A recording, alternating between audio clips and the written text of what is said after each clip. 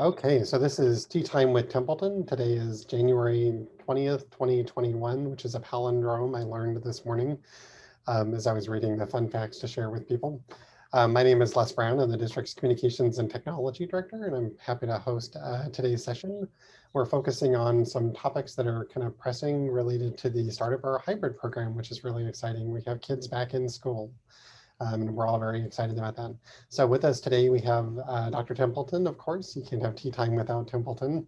We also have Assistant Superintendent Aaron Hansen. We have Assistant Superintendent Renae Burson. We have Nurse Nicole, Debra Kelley, who's the custodial supervisor, Tracy Mclaughlin, who's one of the principals out at Columbia River Gorge Elementary School, Jason Foster, who is the principal of the Washougal Learning Academy. And I feel like I missed somebody in the list of people that I was scrolling through. Maybe I didn't.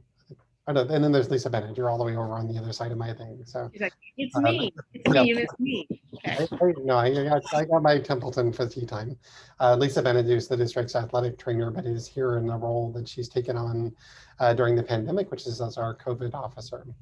And so I am going to, so today for the webinar, we're using the Q&A feature.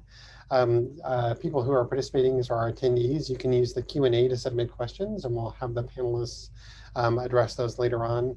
We're going to work through a set of things that we brought kind of to share with everybody. And then once we finish with those questions, we'll pick up some of the ones that are coming from the people. You should see a Q&A type thing somewhere down in the bar below where you see me, and you can use that to put in questions, and we'll get to those as we go. So with that, I will pass it over to you, Dr. Templeton. Well, thank you, Lester. I really appreciate you being the facilitator for the Tea Time with Templeton. I do believe this is our third installment of our Tea Time. We are, of course, eager to get back in person with everybody as we did with Coffee with Mary and Renae. I would like to add as well, congratulations, Renae McMurray.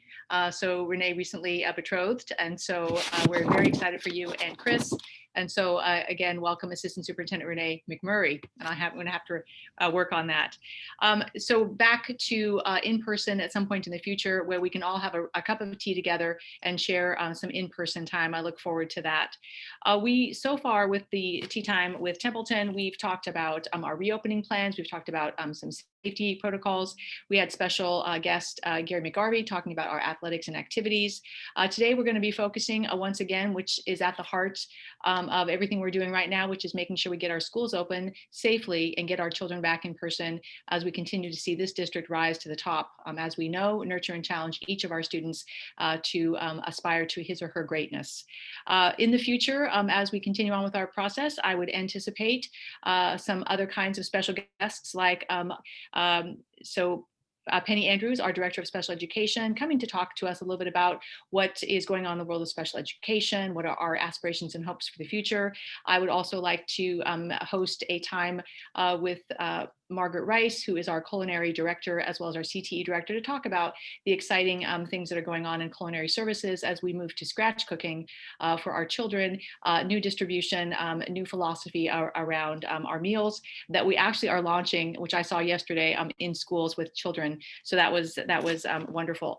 But without much further ado, I'm going to turn it over to my two team leads. So Assistant Superintendent McMurray and Assistant Superintendent Hansen. They've got their teams with them, and they're just going to go over some details and information that hopefully is important for our folks to hear. We're going to start with Aaron. He'll talk about safety protocols and procedures with his team, and then we'll move in and transition to Renae with details about the hybrid learning plan. What's going on with that? What can you anticipate? What are the next moves? And then how do we progress further? But before I turn over the mic, I would like to just make sure that everybody is on the same page. Currently, this week we are bringing back our K-3 students in a hybrid fashion. That just means that students are coming for a full day of school a couple times a week to be in person with their teacher, to be on site, to be out on the playground and with their classmates. So we're excited about that. Meanwhile, we continue to support and host our students who are remaining remote only for now, which is certainly fine as they're processing a transition in the future. And then we also are bringing back our 4th and 5th graders next Monday. So we got a lot going on in this district. We're excited about what's going on. We aspire to also see our middle school students back just as soon as it's safe to do so. And because I'm not a prognosticator or an epidemiologist, although my joke is I could play both of them on TV now because I've had enough experience with them, we are really hopeful that we're going to be able to get our middle school kids back in a hybrid fashion sometime in February, with high school hopefully following sometime shortly thereafter. March would be ideal. Things are actually looking in that direction for us. We are working with Dr. McMurray on a weekly basis, as you know, to kind of process through what all that means for us and what our next steps are. Again, the school board thanks everybody for their support. This has been some of the most challenging times we've all put in. It's been some of the most rewarding times as well. I'm thankful for a school board during School Board Appreciation Month that they have been such a solid team. They're excellent leaders in our community, and they are all Washougal. They're all in for us, and their support has been critical during this time of challenge. All right, Mr. Hansen, what do you got? Thank you, Dr. Templeton, and welcome everyone. Yes, so excited to share with you what we're focusing on. So ensuring safety is the topic of my part, as well as the team. I want to introduce our team, and they're going to have a chance to share with you kind of what their role is in ensuring safety in our building, supporting our students and our staff. So Lisa Bennett will be kind of going over what her role is as our COVID coordinator. Talking about site visits and supporting building teams. Debra Kelley is going to speak about the work she does with our custodial staff and warehouse management, where our PPE is, and supporting our custodians in the thorough cleaning that they do. And then Nurse Nicole is going to talk about her role as a nurse, and then the expectations for reporting illnesses with COVID, and then when we have suspected COVID. So health and safety has been at the forefront and a high priority for us really since the spring. It was really exciting yesterday to be in all of our elementaries and to see students in place, to see students and staff masked. And in this, the picture at the bottom right is one of our teachers at GAUS, Marvina Bajewski, and she was so excited. I happened to catch her when her students were at a special, and she was just excited to be there and to see her students. And it really was a thrill. It was inspiring to see our students and our staff, as this is something we've been talking about for months, to have many more students back in person. So some things I want to cover, what we've learned, and what's vital is to ensure that our staff, we're ready. So every one of our buildings has health and safety protocols, and we've been working on those throughout the year. Each building has a COVID administrator, that's the principal, who monitors the health of the employees and students and enforces our protocol that are in place. Each building has a health and safety team, and that team typically includes nurse, one of our secretaries, our building principal, a custodian, and there are typically other members, and they meet on a regular basis and really look at our procedures. And as we get updates, which has happened throughout this year, we get updates from OSBI, from Department of Health, then we update our systems. And then finally, and just what an amazing job Lisa has done in her role as our COVID coordinator. She really is a part of each one of those building teams. She works with them on a regular basis, and she'll be going over what she does on a typical day. Some other things that we've learned and we've appreciated is that we work very closely with the Clark County Public Health, and just that partnership is crucial, especially when we have a situation where we possibly have a transmission, or we're communicating with them regarding isolation or someone who we just don't quite understand the situation regarding the flow chart or something that we need guidance from. They are always available to us. Lisa connects with them on a regular basis. So she is our direct line to Clark County Public Health, as well as Dr. Templeton, who meets regularly with Dr. Melnick. So we appreciate that relationship. We have relied on remote learning and the DOH recommendations, and we've been bringing back more and more students over the course of this school year.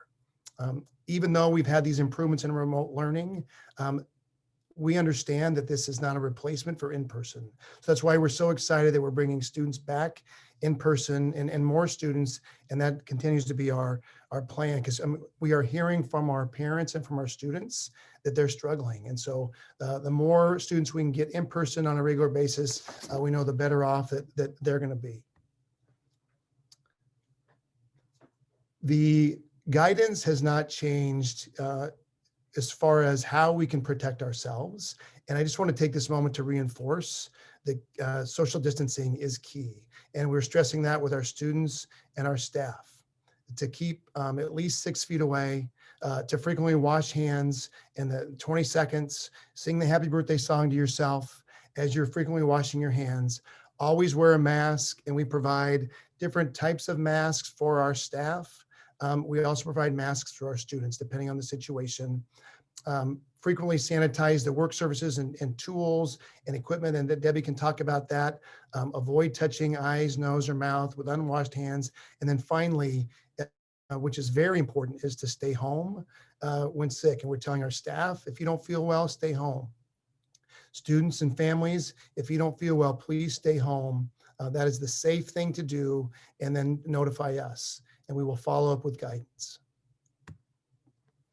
Lisa Bennett, please share your role as our COVID. I am Lisa Bennett, and sure.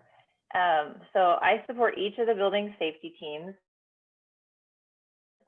I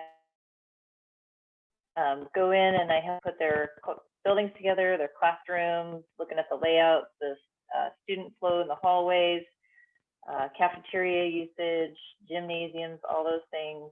And then I support the teachers and the para-educators and the other staff members in the building to help them figure out how to, what it might look like to protect them and to protect the students and to be able to do the things that they need to do to educate and nurture the children. I also handle the contact tracing for the staff. So if there's a suspected case of COVID, we talk through what their options are for being able to return to work, what that looks like, what about testing, support them about learning about vaccinations as well. And then I also monitor the guidance that comes from so many agencies, the Office of the Superintendent of Public Instruction, the Department of Health, Clark County Public Health, Labor and Industries, Centers for Disease Control. So we're constantly monitoring those agencies for any updates that pertain to schools that we need to add to our mix of what we do for our protocols.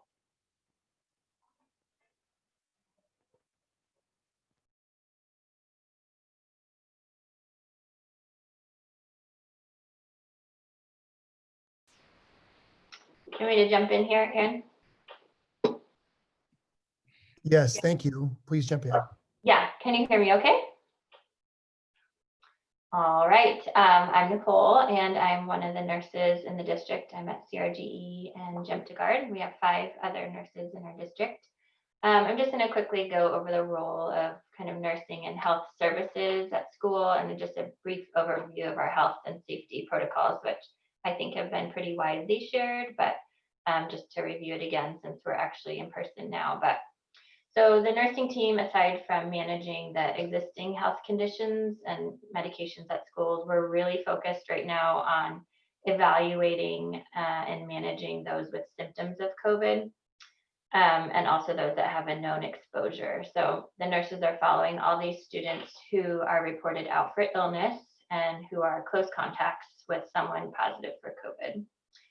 So we follow the Department of Health kind of symptom flow charts, and the nurses contact the families just to ensure that students stay out for the recommended time. It gets confusing with isolation and quarantine timeframes. So we're really there to help guide families and staff through either illness or quarantine and give them a plan for when they return. So these symptoms of COVID here, I think we're probably all familiar with these by now. We know it can be mild to severe if you have risk factors. I would just say personally, the most common thing I've heard a lot when I've talked to people with COVID is it's often very mild and they would have never thought they had it. Just like a cold, a sore throat, headache, like almost like a sinus infection would be more of what I hear more than like a typical really bad cough or something. So just be vigilant about your symptoms, like Aaron was saying. Like it says on there, symptoms start 2 to 14 days after exposure. I would say it's usually about day 5 to 7 that people get sick if they are going to have symptoms. But then again, some people have no symptoms. So,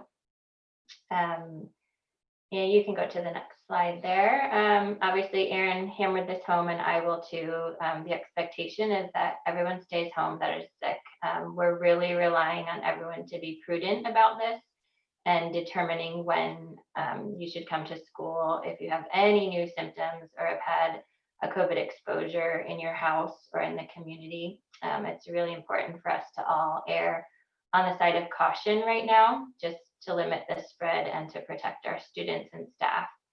So please report any illnesses or any absences to illness to the school office and also to the nurse so that we can provide the right time frame for you. For screening for symptoms, I think, again, this has been well published with the district, but we have some new temperature kiosks. That's very exciting at check-in when we screen everybody who arrives, staff, students, or any essential visitors.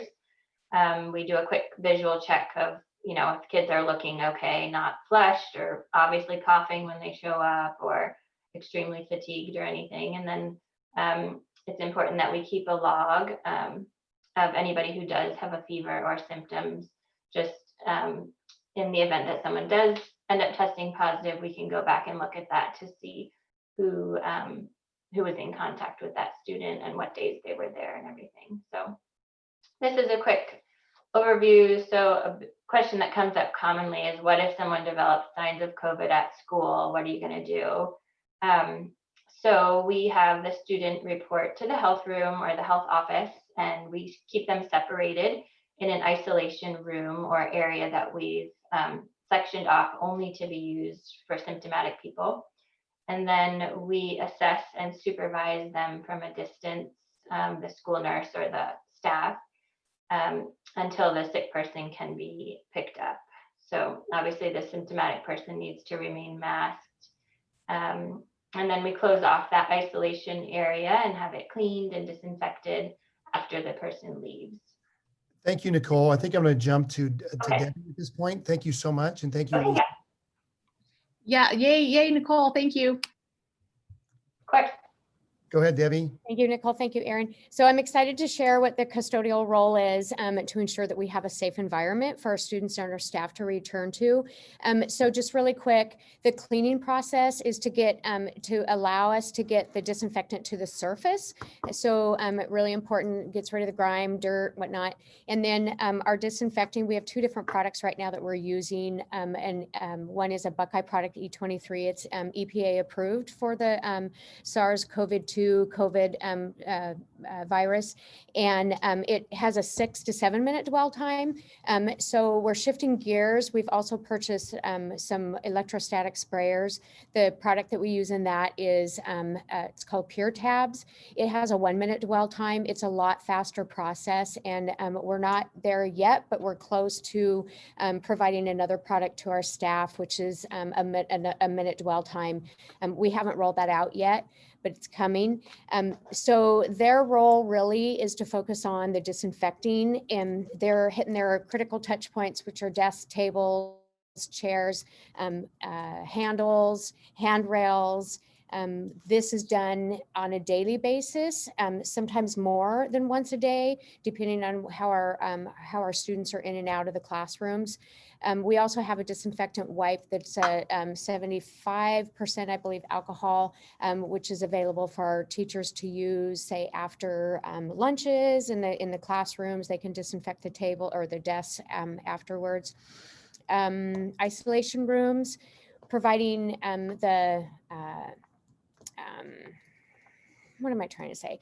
PPE. So ensuring that the custodial staff are adhering to all PPE guidelines. So they're, masked up, they're shielded up, they have protective robes on, gloves. And so they go in with all of that and they disinfect those areas if we've had someone in the isolation room, and get them ready for the potential, hopefully not, that another student or staff may need to use it. Sometimes we can give it the 24 hours waiting period. However, we don't always have that luxury. And so just ventilating it and getting them in there to clean those areas as soon as possible is our goal. Restrooms, our custodial staff hit those about 3 times a day to make sure our high touch points, our handles and stuff are disinfected. And let's see, what else can I throw out there really fast? Debbie, I think you've done a great job and covered Okay. it. And so Lisa, Debbie, Nicole, thank you. And Les, I think we're ready to move on to our next topic. Great. So I think we'll pass it over to Renae Burson McMurray, who will talk about the hybrid plan and then some of the options for families. All right, thanks, Les, and thank you, Aaron and team.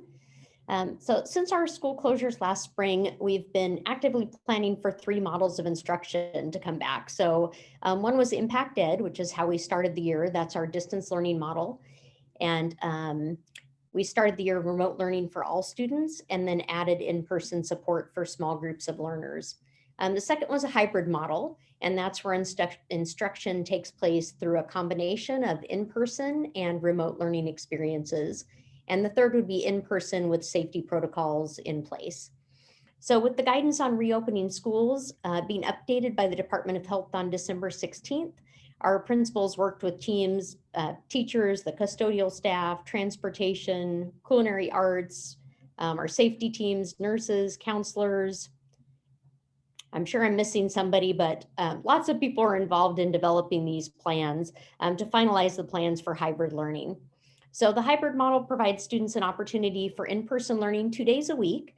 So students are assigned a cohort. Cohort A attends school on Monday and Tuesday, or in cohort B attends on Thursday and Friday. We do have a 1-hour late start in the elementary schools to allow dedicated time for teachers to meet synchronously with remote-only learners. I have to echo what Aaron said earlier. It was great to see students back in person for our first day of hybrid instruction yesterday. And we have such an amazing teaching staff. I had the opportunity to talk to a 3rd grade team. They were on their prep period, so that time during the day that they devote to planning and preparing those lessons. But they had already presented simultaneous lessons on the first day. So those lessons are where students who are learning remotely Zoom in and they attend a live lesson that's in progress that the teacher is doing. So that was exciting to see that. And we have innovative staff and they're eager to serve all of our students. So our 4th and 5th grade students will move into the hybrid model on Monday. And we're hopeful that community rates will decline following that rise after the holidays. And we'll be able to move to the hybrid model in February, hopefully for middle school students, and in March for high school if the community rates decline.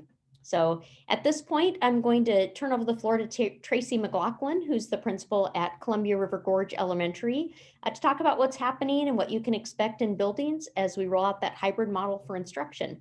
So Tracy, how's it going in the elementary schools? Good afternoon. Well, it was a great day yesterday. Lots of anticipation and excitement, and to see kids in the building, to see how excited they were to get to their classes, to see their teacher in person, to see their friends. I know one kid said to me in a 3rd grade class yesterday, Miss McLaughlin, we even got to go to 2 zones on the playground. So our day starts with arrival, a very, very detailed arrival procedures at all the elementaries, so that we have limited people congregating, getting to the classrooms on time. Our buses were on time yesterday, so we were excited with all those different pieces that were moving and shaking. Kids get into classrooms, and beginning here at CRGE at 10:10, across the district anywhere between 9 and 10 o'clock in that hour, so that teachers are here earlier so that they can support remote only learners for an hour the day before kids in person actually come. And then the kids' time from 10:10 until 3:40 is instruction, is 2 different specialists for the day, lunch delivered and eaten in their classrooms. And then outside for recess, I believe all of the elementaries are at least divided into 3 different zones out on the playground. And there is someone that is in charge, a recess para or support staff that is in charge of that specific zone. So if you're in a 2nd grade classroom, you move with your class. Those the half of the class with those hybrid students. You move out to the playground, you don't mix cohorts, you stay in that zone. And then what we determined yesterday was we have smiley face, big 20-inch smiles on the playground that can designate mask breaks. So if the kids are on that smiley face, they can take their mask off, for a little break. But other than that, masks are on, all day long, whether they're transitioning, whether they're in specials, what they're doing, with the exception of lunchtime. Obviously, masks come off at lunchtime. Knock on wood, somebody, because there was no issues with masks. I did see a couple of kindergartners standing closer than 6 feet, and they kindly go over and let them know that, spread out their arms, and kids were compliant. They're excited to be in the buildings, and we're excited to have them here. So anyway, while they're outside, they can play in that zone. Ours at CRGE are designated with our covered playground, our play structure, and then our blacktop area. We will open the field area on occasion when it's a nicer day, so it's not a big sludge mud mess out there. But indeed, it's time for kids to be able to access the playground. Probably their number one place to be at elementary school. So what else? What am I missing? Protocol was followed in the halls. We did take a lot of opportunity yesterday, and we will in the days to come, in teaching what those expectations are in the halls. We're a PBIS school, as all the schools in the district are PBIS, which is positive behavior intervention support. So for example, teachers walked kids down to the restroom yesterday and showed them where to stand. We only can allow one student in the restroom at a time. And so we've taught them that if they get to the restroom, they peek in, they ask if someone's there. And then if someone's in the restroom, they stand on the little sticker that's outside the door.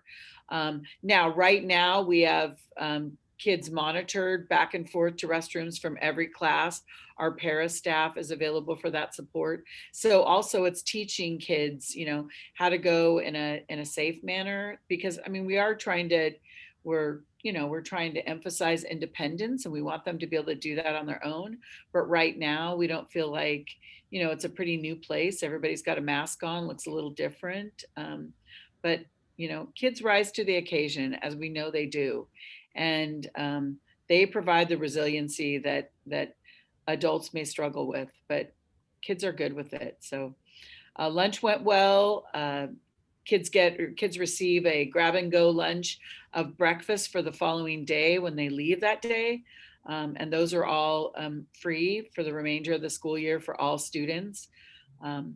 Dismissal went well. We had parent pickup, was done in about 8.5 minutes, which is fabulous. I couldn't ask for anything better than that. Everybody's safely at home and in their spot. So and not parents having to wait too long to get those procedures done. So. All right, thank you, Tracy. And say too, in the buildings, I was able to see some specialists that were taking place. So that was exciting to see. I know in our music classes, we don't have students singing at this time, but part of the elementary standards are rhythms. And so there were some creative ways that teachers were working with rhythms and kind of clapping out the rhythm to a rhyme they made up about mask wearing. So that was fun to see that they were incorporating that and making that into a positive experience. Tracy, you mentioned a little bit about being a PBIS school, but that's really important, the teaching the expectations in a positive way. So it was fun to see that that was incorporated into that specialist time, along with learning about different rhythms as well. So yeah. So in addition to that hybrid option, the in-person learning 2 days per week, we're also supporting options for families who are not returning to in-person learning. So families might have various reasons that they're selecting the remote learning option. So one option is to remain with their current teacher. We talked a little bit about that 1 hour in the morning that's devoted to remote only learners. That's time for teachers to touch base with those students. There might be other opportunities like the simultaneous learning that I talked about, where teachers are letting students know when they can log in from home and view a live lesson, or creating on-demand videos that students would watch from home along with independent work. So in addition to that option for remote learning, we also have the Washougal Learning Academy, WALA for short, and that's an option to support families who do not intend to return to in-person learning this year. And I have Jason Foster is joining us here. He's the principal at Washougal Learning Academy to provide information about what that program has to offer. Jason. Thank you very much, Renee. I am excited to talk about WLA and what we are and what we have to offer. Wanted to start with the most obvious question of what is WLA. It's not exactly traditional classroom-based school, and it's not exactly homeschool. I think it takes many of the best elements of both of those modes of instruction and puts them together for something very flexible for families. So we provide a different learning environment where teachers are responsible for the assessment, supporting learning, planning out the instruction, making sure that students are on track to hit their instructional goals. But the learning's happening at home with family support and with the district curriculum options and supplemental materials. We had planned to start an alternative learning experience or ALE at some point in the district and started this year, and that program just became accelerated and grown by the circumstances of the world we're living in right now. We planned to start small with a teacher and a few dozen students, and we quickly grew to 3 teachers and an administrator and a paraeducator and about 120 students. That has given us a lot of opportunities to grow and to change and to add more to our program. It also has definitely created some challenges that we've had to come up with some creative solutions for.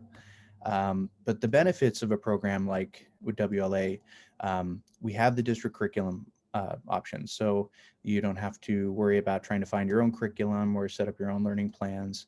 You have the support of certificated teachers. It is a standards-based assessment that's clear and easy to understand every month. We do have a self-paced schedule that allows that schedule to fit the needs of all of our families, especially those that have different schedules than, kind of that 9 to 5. And there's lots of supplemental materials and individualized instruction planning. In addition, we've grown a lot since I joined the team in October. We serve a larger student population. We also realized that we have multiple learning styles that our students have, and we wanted to be able to support those fully. So we added 2 new curriculum options.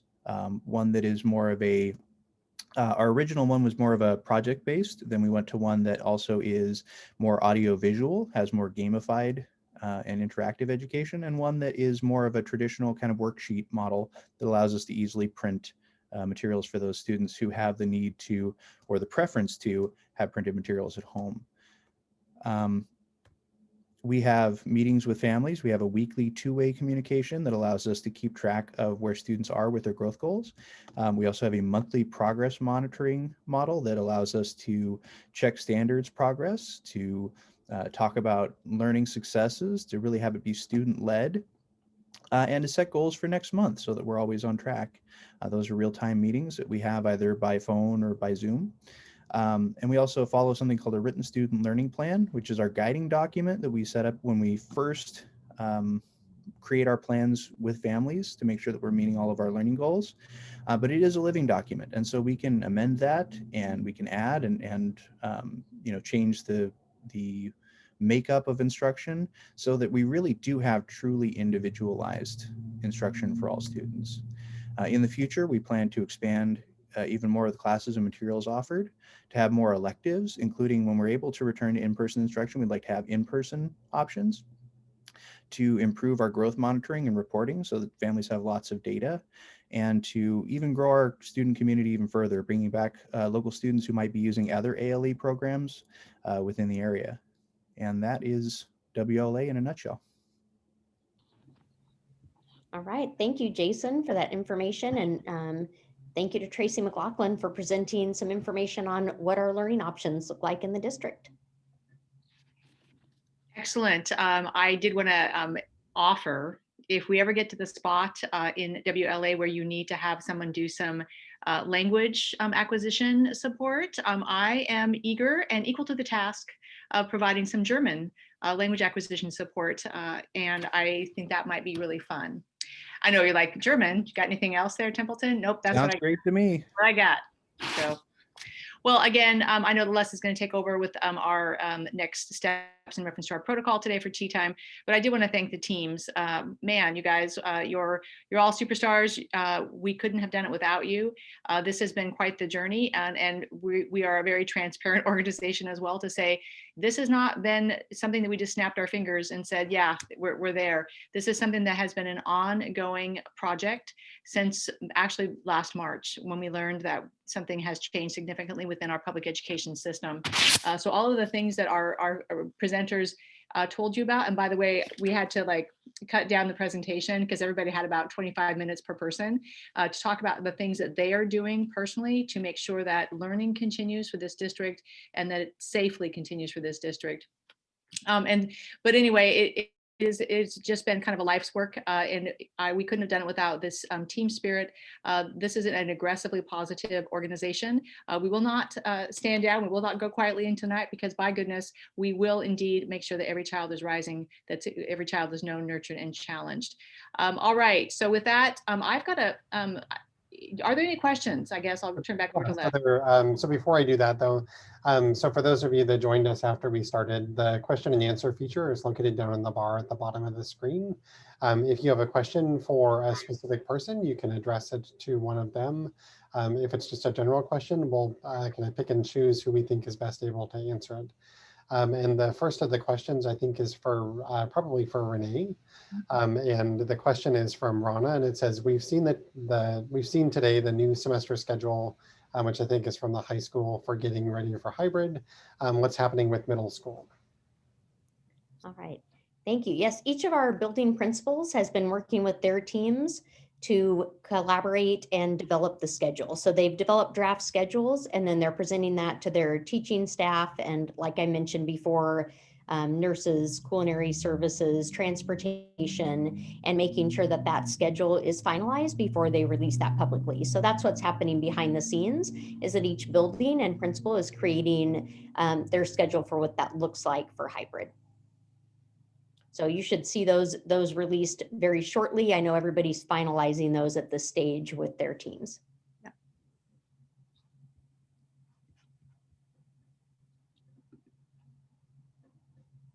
All righty, so while we wait for another question to come in, Nurse Nicole, earlier you had offered that you could share the positive case protocol.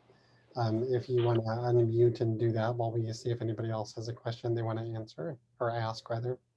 Sure, yeah, I think that's kind of an important one. Everyone wants to know, well, what happens if you have a positive case at school and how will we be notified? Lisa or Aaron, feel free to jump in and clarify at the end, because you were actually the ones that made the protocol for the district. I'm just talking from the public health standpoint that what I've seen happen. So if a student or staff is confirmed to have COVID, not just somebody out sick, like we heard somebody has COVID or they might have COVID, we have to have a confirmation that they actually have COVID.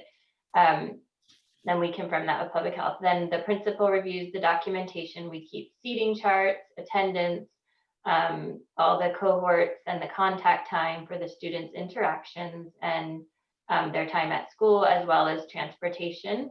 And then the nurses and Lisa, Aaron, we all, depending on the situation, we do interviews we try to maintain confidentiality, obviously, but we're trying to determine who was actually in close contact by definition. And it is a very specific definition of less than 6 feet or for more than 15 minutes in the 2 days before the person got sick or while they were sick. So we work with public health and we use their protocols that they've kind of outlined for the schools to do contact tracing. And then we notify the close contacts first. Is always our goal, obviously, that we get close contacts into quarantine as fast as possible.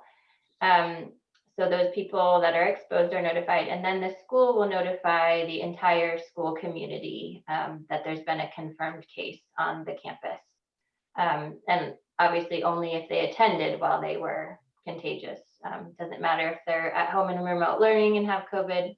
That's happening a lot, So depending on the situation, it can affect our staff and our students who might need to go into quarantine for 2 weeks and to do remote learning. The nursing staff is, here to help with those recommendations of when it's safe to come back. So please reach out. Like every situation is different. Every single case of COVID, no two are the same. The flow charts are overwhelming. There's so many of them, which you can find on our district website under the FAQs, I think, and also on public health website. So please reach out, and we're here to walk you through it. Great Thank you. job, Nicole. And, That and was great. Lisa, Go ahead. Lisa, do you have anything to add? Nope, I think she got it all. If I might just take a split second as a public service announcement. So thank you, Nurse Nicole. Your service to the organization and your care of kids and staff is critical. I would like to remind everybody who might be listening, as well as my team, that our legislators are now in session, and now is the time that they're processing what do schools need, because we're on the list to be addressed. And as we think about a school nurse, we do not have a school nurse for every building. Now, we come as close to that as we can, but the state funds us for about 3 nurses, and you know how many buildings we have. So that just means that our nursing care is not what it needs to be. So I advocate strongly, and I ask you to do the same with our legislators. If you have any method of advocacy that way, to ask for additional mental health counselors, additional nurses. We need them. It is what our children need. Our staff need to be supported that way as well. And thank you, Nurse Nicole, for your, again, service to the organization. You're welcome. Okay. Can I also add, Mary, on behalf of Nicole, that if parents have questions, even in this whole process, Lisa, Bennett, and Nicole have been very transparent to reach out to parents and answer questions, even prior to coming in, just from a nursing or a safety protocol perspective. It's not that only one person has all the information. They're very willing to share in their expertise. Tracy, thank you for that. And I also want to add that Karen Streeter is someone that parents may be in contact with. Karen Streeter and Lisa are actually splitting those duties, that Karen focuses on our students and Lisa focuses on our staff. And there is, as Nicole said, there is a team, there's a lot of communication that happens when we're going through and making these decisions. And so again, so for parents, that Karen Streeter might be the one that contacts them. Okay, so our next question might be for either Aaron or Debbie Kelley. I'll let you guys decide which one of you is better able to answer it. And it is from Shelby. It says, is there currently an allowance for having building external doors and windows remain open to provide added ventilation? Yes, thank you, Shelby, for that question. And so yes, we are encouraging staff to open windows as much as possible to let fresh air in. We have been working with our air systems, and so we've already opened the dampers. So that's something that we did right away, is open those up so we get more fresh air. But is for our buildings where they can open the windows up, we want them to do that. When I was at Gauze yesterday, we had students who were eating outside. So we are a little bit concerned about having outside doors open other than lunch as far as safety concerns. So you'll see as a parent that during lunchtime and possibly recess time, that might be when those doors are open, but that's not something you're going to see on a regular basis if it's not lunchtime. And Debbie, do you want to add anything to that? No, I think you pretty much covered it, Aaron.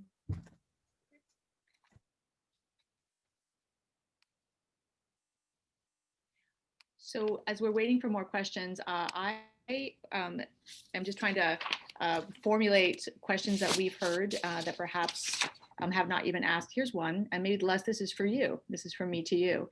If I'm a parent and I want to find out what are all the facts, I've got lots of questions about COVID, the reopening, hybrid safety protocols. Where do I go to find that information? Where is that located?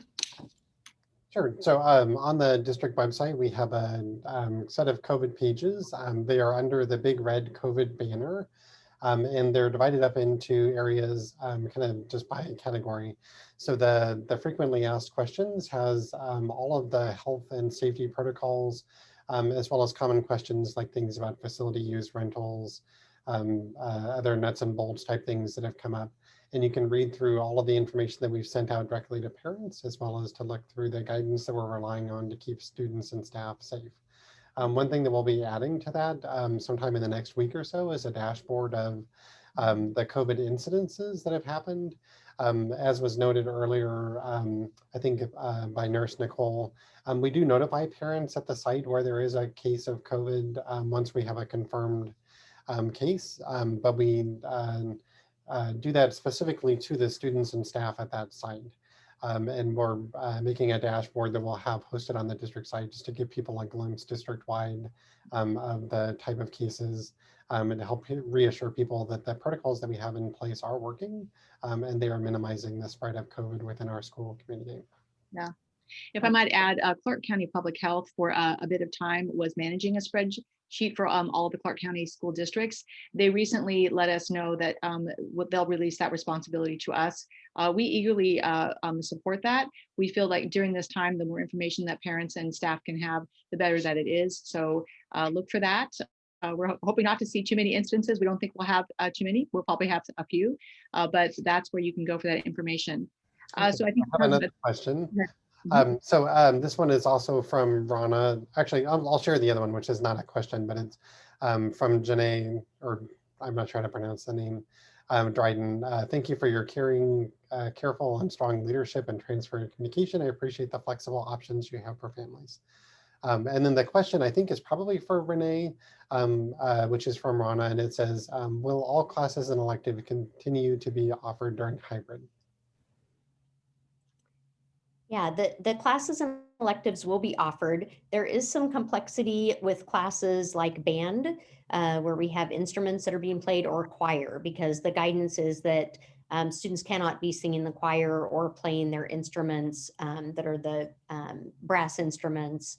And so that is a complexity we're working through and thinking about what can that look like in those classes. But for those electives in person, students will not be allowed to be singing in person or to be playing those instruments like the brass instruments that they would have in band. So those are some of the things that they're working through at the building levels, and also that we're keeping updated on guidance as they review data from classes or from schools in other areas where they have put in other safety procedures. So we're just keeping up to date with what the new guidance is and keeping our eyes on that.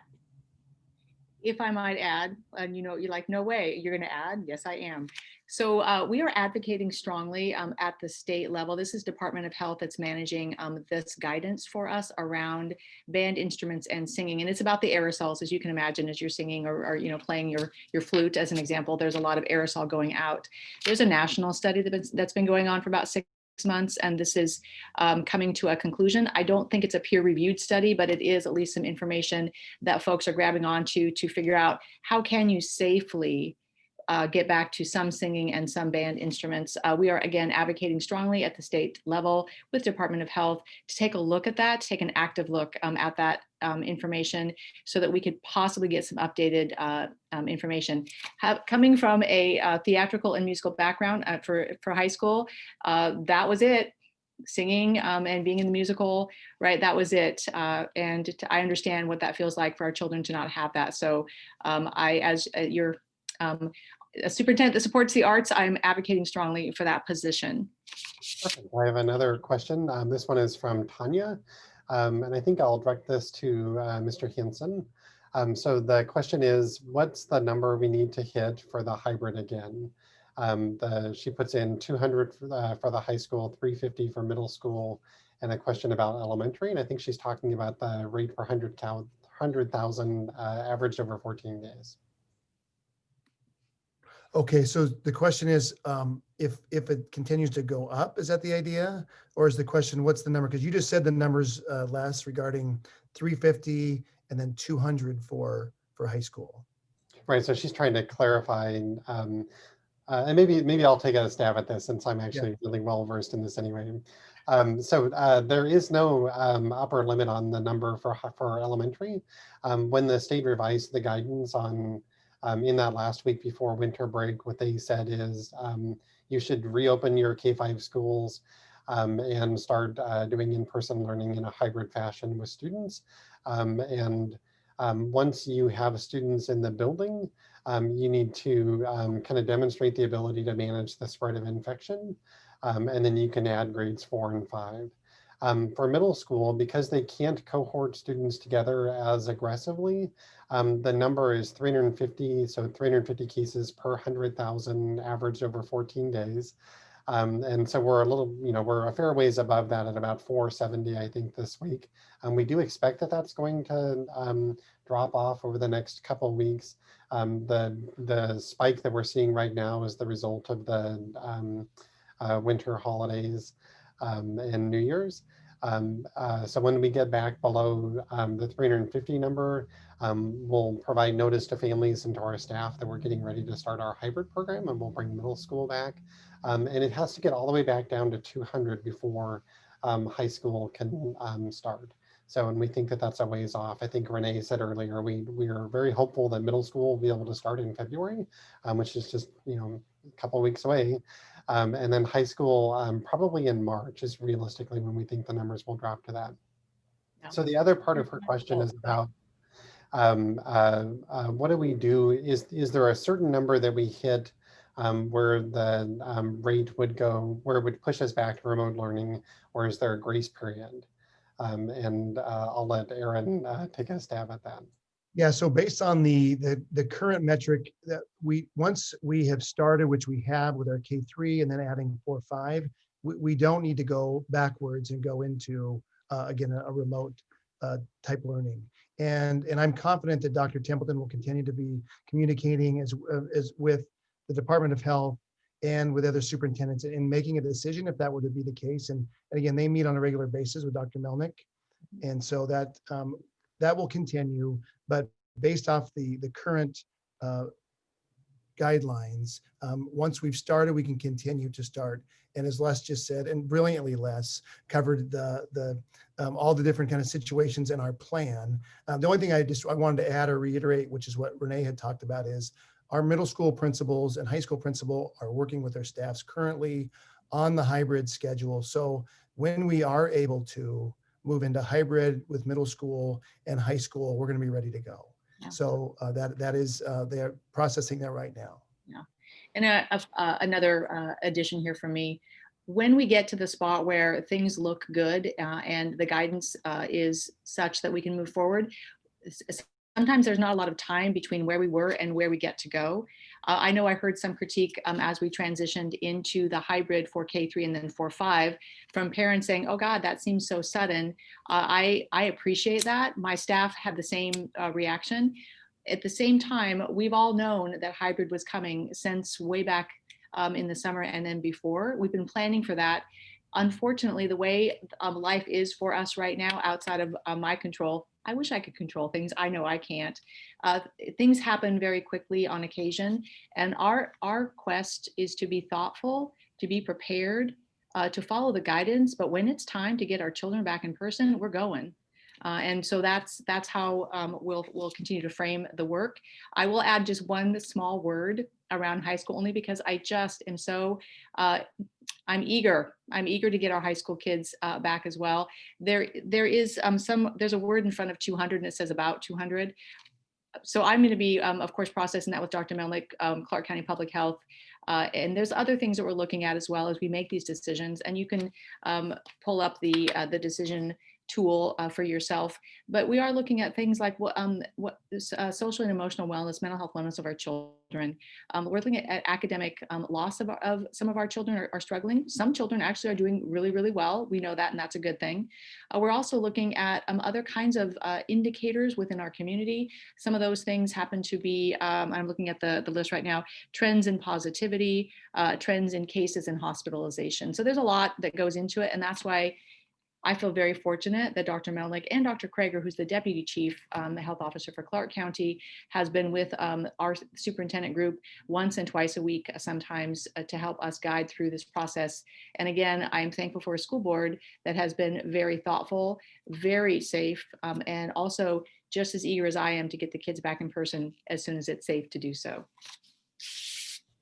All righty. Well, we have answered all the questions that came in. I think that's the first time that we've successfully done. Oh, Dr. Templeton. I know. I was hoping someone was going to ask this and nobody has, and we're almost out of time. You're going to cut me off with the big hook's going to come out. All right. So here's the good news about high school athletics. In case you missed it, We are now at the spot starting, I believe, February 1st. February 1st is our season. It's starting. We have several sports that are now available and open for practices and competitions. Now, spectators, not so much, but at least I get the kids out there. So I wanted you to be aware that cross country, golf, and tennis, those are the sports that are currently able to have practices and competitions. I'm just saying, I don't see why many children might not want to take up running. It's quite the accessible sport. And I had 3 children that did cross country. Some of them were really fast and some of them were not. But the point is there's an opportunity for outside activity, connecting with the team, some companionship, being with the coach and the other kids. So I would encourage all of us to move that direction. On that same note, there's other sports that are going to start their practices, but no competitions. Some of those things include, looks like, I think, soccer and probably soft pitch, if I'm looking at my list correctly. Anyway, I just want to say that for the record. I think we get a lot of kids out for cross country this season. I'm done now. Okay, so another question came in, which was one asking whether there is any information regarding middle school sports. So currently our league, which is the Greater St. Helens League, they're in conversations about that. I have to tell you that the WIAA, which our middle school is also part of, the WIAA is kind of guiding that. They've not come out yet with a lot of information about middle school. If I'm just going to hazard a guess, I think they're probably prioritizing high school. I understand that. At the same time, just like whoever asked the question, our middle school kids need an opportunity as well. Now, with that said, if we can get middle school back in hybrid sooner than later, and I think that we can, some of that will probably start to materialize once we get the kids also coming back on campus 2 days a week. Great. Okay. Well, that is a bunch of information, and hopefully that helps answer a lot of the questions that people have about the reopening. I know that I speak for everybody here when I say that we are super excited to have students back in school. It is the heart of what we do, and we're very excited and energized by having kids back on our campuses. I want to extend a thank you to all of our guests. So I appreciate all the great information and the prep work that you put into coming and being able to answer these questions for our community. And with that, thank you, Dr. Templeton. Do you have any closing comments that you want to add? I'm just super excited. It was great to see the kids yesterday, and everything seemed really back to normal. And it was comforting to see the kids with the teachers. Teachers are super excited. Thank you.